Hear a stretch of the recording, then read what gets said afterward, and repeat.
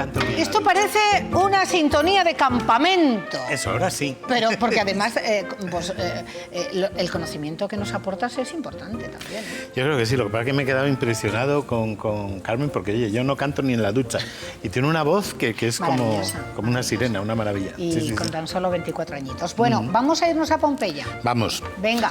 Pues eso, hoy quería hablaros de Pompeya, que es una ciudad que desapareció.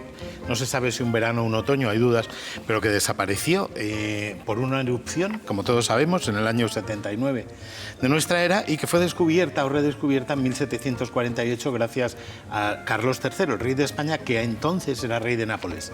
Y a partir de ahí, pues él ordenó la excavación de Herculano y de Pompeya, de lo que iba apareciendo. Pero eso tenía que ser costosísimo. Una barbaridad, además, quiero decir, estamos hablando de los medios del siglo XVIII. Entonces, pero eso entronca con lo que hablábamos. Llevamos 276 años excavando Pompeya y todavía nos queda muchísimo, muchísimo por saber. ¿No deja de haber nuevos descubrimientos, nuevas sorpresas, Paco?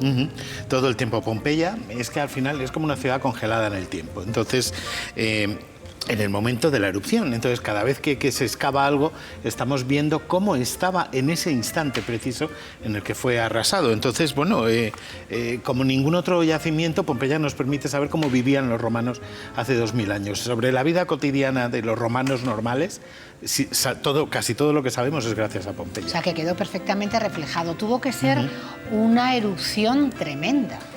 Tremendo, Vesubio, ¿no? Terrible, porque tan terrible que es que se olvidó dónde estaba la ciudad.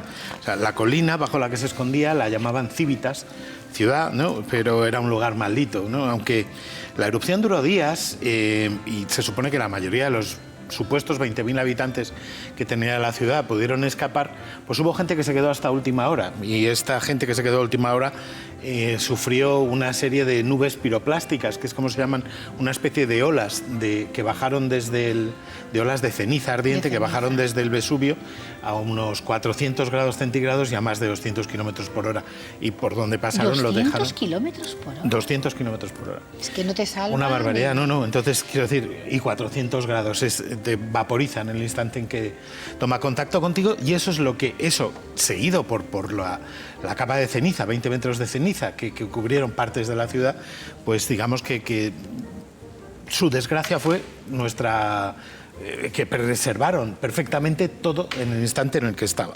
Oye, ¿se conservan descripciones de la erupción? Estamos viendo imágenes. Sí, los famosos calcos, de sí. La zona. Originalmente, las cartas de Plinio el Joven a Tácito, en las que hablaba de la erupción, antes de que se descubriera Pompeya, incluso se creía que eran ficción, que había alguien que hablaba de una erupción, pero después, digamos, que se unieron las dos cosas y se supo que era Plinio el Joven quien había descrito una erupción de verdad. En estas cartas, en una de ellas, por ejemplo, dice: miré a mi alrededor, una densa nube negra se elevaba detrás nuestro, esparciéndose sobre la tierra como una inundación. Se podían escuchar los alaridos de las mujeres, el llanto de los niños y los gritos de los hombres. Algunos llamaban a sus padres, otros a sus hijos o esposas, tratando de reconocerles por sus voces.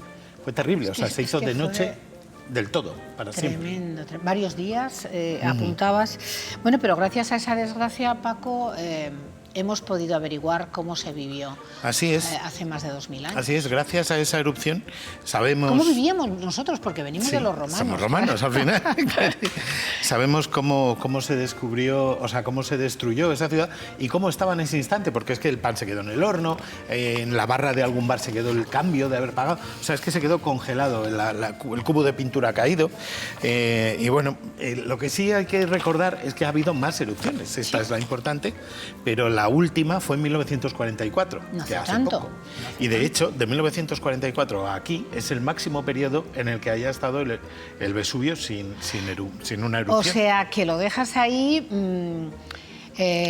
apuntando que puede no tardar la siguiente erupción. Podría ser, desde luego hay un observatorio. ¿Cómo fue la de Fue terrible, la de 1944 fue muy curiosa porque 1944 es todavía la Segunda Guerra Mundial y resulta que a finales de 1943 hubo un bombardeo aliado sobre Pompeya, que destruyó. O sea, bombardearon más la ciudad. más las...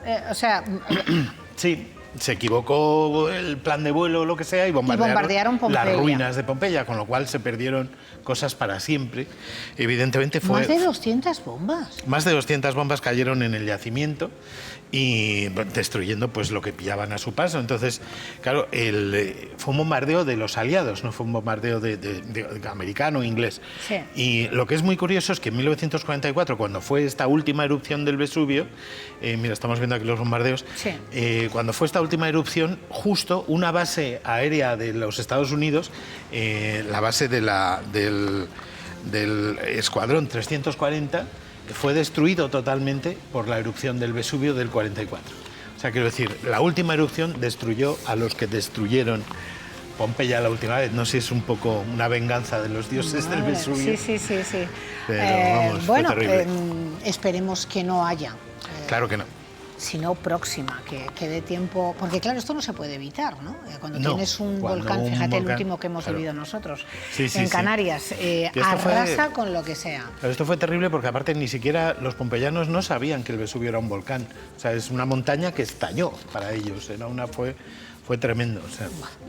Bueno, gracias por Gracias el a recuerdo, vosotros. porque al menos tenemos ese testimonio Claro que sí, de sí, la sí. vida y de las costumbres de Pompeya hace tantos años. Gracias, Paco.